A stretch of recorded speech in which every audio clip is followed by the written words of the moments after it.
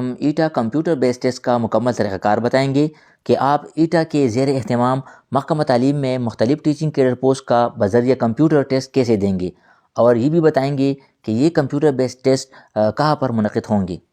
ہم آپ کو اس ویڈیو میں بذریعہ کمپیوٹر ٹیسٹ دینے کا مکمل طریقہ کار بتائیں گے، لہٰذا ویڈیو کو اینڈ تک دیکھیں اور اپنے دوستوں کے ساتھ بھی یہ ضرور شیئر کریں۔ جیسے کہ آپ کے علم میں ہے کہ ایٹا نے ایلیمنٹری اینڈ سیکنڈری ایجوکیشن کے تمام ٹیسٹ کے لیے نیو ٹیسٹنگ پالیسی متعارف کی ہے، جس میں سب سے پہلے اسکریننگ ٹیسٹ یعنی پیپر بیس ٹیسٹ ہوگا۔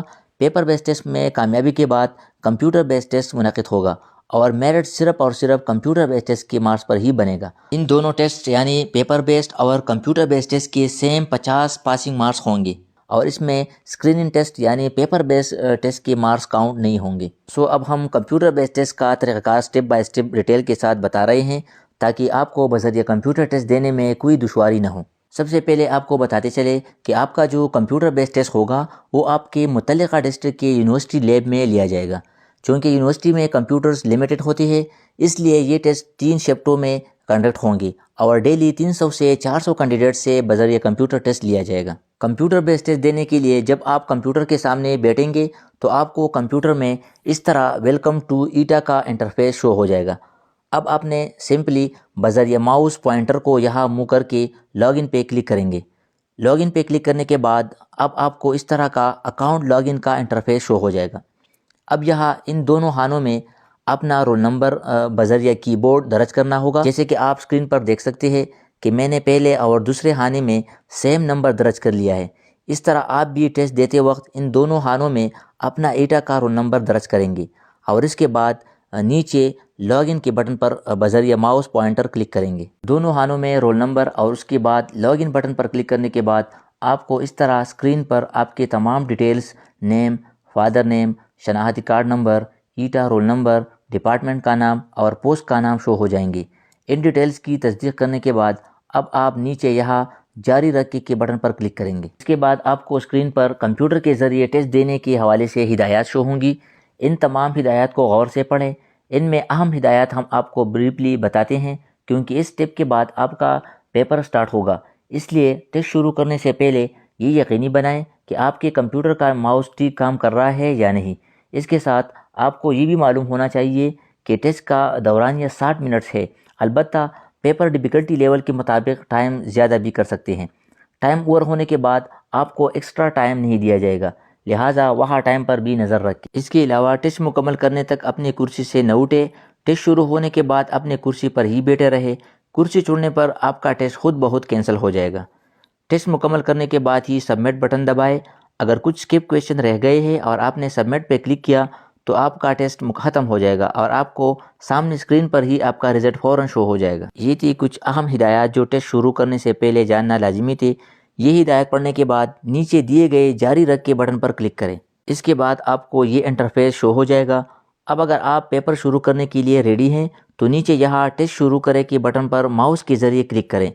اگر آپ ریڈی نہیں ہیں تو ٹیسٹ شروع کرے کا بٹن کلک نہ کریں کیونکہ اس کے بعد آپ کا پیپر ٹائم سٹارٹ ہو جائے گا۔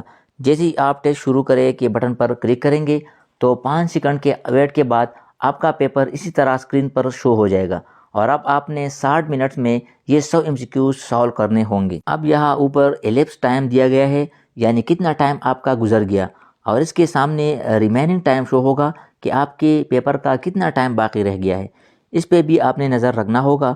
اس کے ساتھ رائٹ ٹاپ کارنر میں کمپلیٹڈ اسکیل بھی شو ہوگا کہ آپ نے کتنے % کا پیپر سالو کیا ہے۔ پیپر کے لیفٹ میں یہاں آپ کی پروفائل پکچر ہوگی، اس کے نیچے آپ کا نیم، رول نمبر، پوسٹ نیم اور ڈپارٹمنٹ کا نیم بھی مینشن ہوگا۔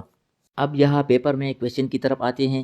جیسے ہی آپ کا پیپر سٹارٹ ہوتا ہے تو آپ کو سامنے اسکرین پر صرف ایک MCQs کویشچن ظاہر ہوگا اور اس کے نیچے 4 مختلف آپشن دیے گئے ہوں گے اور آپ نے صحیح آنسر ماؤس کے ذریعے سیلیکٹ کر کے یہاں سیو اینڈ نیکسٹ کے بٹن پر کلک کرنا ہوگا۔ یاد رہے سیو اینڈ نیکسٹ کے بٹن پر کلک کرنے سے آپ کا کویشچن جمع کر دیا جاتا ہے اور اس کو آپ چینج نہیں کیا جا سکتا۔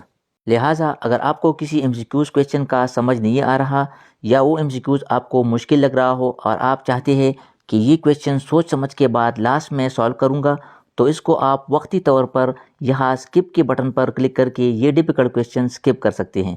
جیسے ہی آپ ڈیفیکلٹ کویشچن کو اسکپ کریں گے تو یہ رائٹ سائڈ میں یہاں اسکپڈ کویشچن میں آئے گا۔ جیسے کہ آپ اسکرین پہ دیکھ سکتے ہیں کہ ہم نے کویشچن نمبر 11 کو جیسے ہی اسکپ کیا تو وہ یہاں رائٹ سائڈ میں ہمیں شو ہو رہا ہے۔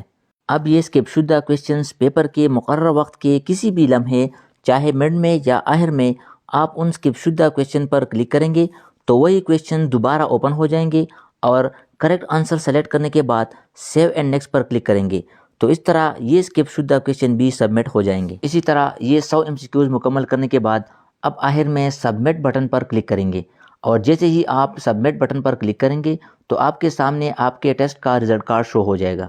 رزلٹ کارڈ میں یہاں کریکٹ آنسر شو ہوں گے کہ آپ نے کتنے کویشچن صحیح کی ہے، یہاں رانگ آنسر دیے ہوں گے کہ آپ نے کتنے کویشچنز کا رانگ آنسر دیا ہے، وہ یہاں شو ہوں گے۔